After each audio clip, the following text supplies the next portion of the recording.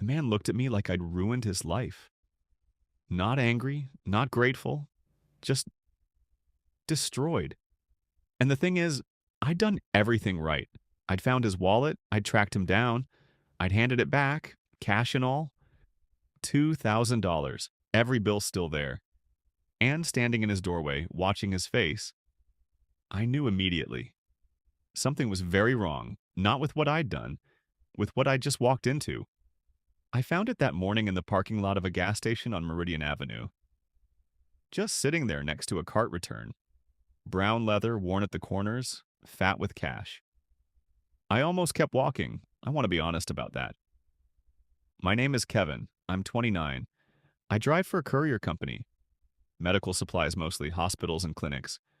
Early mornings, empty roads. The same routes until they stop feeling like anything. I make okay money, not great.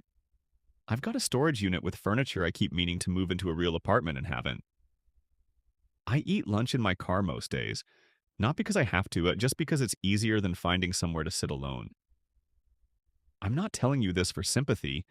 I'm telling you so you understand the kind of person who picks up a stranger's wallet and spends his lunch break trying to return it instead of just not. The wallet had a driver's license. Raymond Holt. Address on Clearfield Street, about 4 miles from where I found it. No phone number anywhere. I finished my shift, drove to Clearfield Street, and knocked on the door. The man who answered wasn't old, maybe late 50s, but he looked like someone who hadn't slept in several days. Unshaved. Eyes that were doing the math on me before I even spoke. "Are you Raymond Holt?" He didn't answer right away. "I found your wallet," I said. I held it out. He looked at it, then at me, then back at it. He took it slowly and like it might be a trick. Opened it. Saw the cash still there. And that's when his face did the thing I couldn't explain at the time. It didn't relax. It didn't look relieved. It collapsed. If you've ever done something right and felt it go wrong anyway, hit that like button, because this goes somewhere I didn't see coming. He asked me to come in. I should have said no. I had no reason to go inside a stranger's house. I had nothing to gain from it. I went in anyway. The living room was dim, blinds down, a couch with a blanket piled on one end like someone had been sleeping there. On the coffee table, a stack of envelopes, all of them open. A yellow legal pad with numbers written and crossed out and rewritten. He sat down on the couch, still holding the wallet. "How much is in there?" he said. "I didn't count it," I said. "I didn't touch it. There was $2,200 when I lost it." He set it on the table without looking inside. "I was going to use it to pay my brother back. He lent it to me 3 weeks ago. He needs it back by Friday." I didn't say anything. "I reported my car stolen this morning," he said. "Wasn't stolen. I couldn't find my keys and I panicked. I've been up for 2 days." He said it the way people say things when they've stopped caring who's listening. I sat with him for maybe 20 minutes. I don't know why. He talked. I listened. He'd been going through something with his business. A small landscaping company, 1 truck, 2 employees. A client had refused to pay a $9,000 invoice. Said the work was substandard. Raymond had a lawyer, but the lawyer wanted money up front. The brother's $2,200 was supposed to cover the retainer. "If I can't pay him back Friday," Raymond said, "he's going to tell our mother I borrowed it. She's 74. She'll try to give me her savings. I can't have that." He wasn't asking me for anything. He was just saying it out loud to someone. I told him I had to get going. He walked me to the door and shook my hand. Firm, both hands, the way older men do. "You're a good person," he said. "I mean that." I drove home. I thought about him that night. I don't know why I did what I did next. I'm still not sure I can explain it. I work medical supply routes. I know people at 4 different hospital systems. One of them, a billing coordinator I'd done runs for, had a husband who did civil litigation.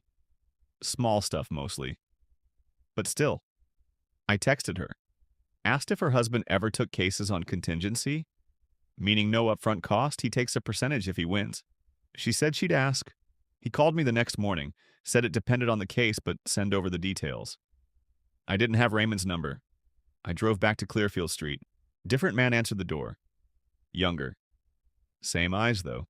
Same structure to the face. Is Raymond here? The younger man looked at me for a moment. You the guy who returned the wallet? Yeah. He told me about you. He stepped back from the door. Come in. Raymond was at the kitchen table. Same legal pad. He looked like he'd slept. A little. He looked at me like I was something he couldn't quite place. I told him about the lawyer, contingency, no upfront cost. Just wanted to look at the invoice, the contract, whatever documentation Raymond had. Raymond didn't say anything for a long time. Then he said, Why are you doing this? I didn't have a good answer. I still don't. Subscribe right now, because what I found out next reframed everything, every single part of it. The lawyer took the case. That's not the twist. That part actually worked out, eventually. 7 months later, Raymond got a settlement. Not the full $9,000, but most of it. I know because Raymond texted me when it happened. We'd exchanged numbers by then. The text said, settled. Thank you, I mean that. I texted back. Glad it worked out. And that should have been the end of it. Neat. Clean. A good thing that happened. Except 2 weeks after that text, I got a call from Raymond's brother. The younger man, Daniel. He didn't call to thank me. I need to tell you something, he said, and I need you to not say anything until I'm finished. Raymond had borrowed the money, he said. That part was true, but the reason Raymond needed it back by Friday, the mother thing, that wasn't exactly true. Daniel needed it back because he owed it to someone else. Not a bank, not a credit card. Someone he'd borrowed from informally. The kind of informal that comes with a deadline and consequences he didn't want to describe on the phone. Raymond had known this. Had known what his brother was actually into. The wallet going missing. Daniel said he wasn't sure it was an accident. Raymond had been drinking that night, had said some things. About being tired, about everything being too much. Daniel paused. I think he dropped it on purpose, he said. I think he was hoping it wouldn't come back. I sat with that for a long time. Because if Daniel was right, then returning the wallet hadn't saved Raymond's week. It had taken away the one exit he'd quietly made for himself. And then I'd shown up again. Found him a lawyer, pulled him further back in. 7 months of fighting a case he maybe didn't want to win. 7 months of being kept in a life he'd been trying to quietly lay down. I don't know if Daniel was right. I don't know if Raymond dropped it on purpose or if it just fell out of his pocket in a parking lot at 7 a.m., and none of the rest of it means what Daniel thinks it means. I've thought about calling Raymond and asking him directly. I haven't. He texted me last month. Just to say his truck needed a new transmission and did I know anyone who did good work cheap. I sent him a name. He said thanks. That was it. Normal. Completely normal. And I read that text 3 times trying to figure out what was underneath it. Whether there was anything underneath it. Whether I was looking for something that wasn't there because I needed there to be a reason I complicated this man's life twice. I still don't know. I drive past that gas station most mornings. Same route, same time. I don't stop there anymore. Not because of anything I can point to exactly, just that parking lot feels different now. Like a place where I made a decision that was right and wrong at the same time, and I'll never know which one it actually was. I found a wallet. I gave it back. That's all I did. I think about that a lot. If this sat with you in a way you weren't expecting, subscribe and turn on notifications.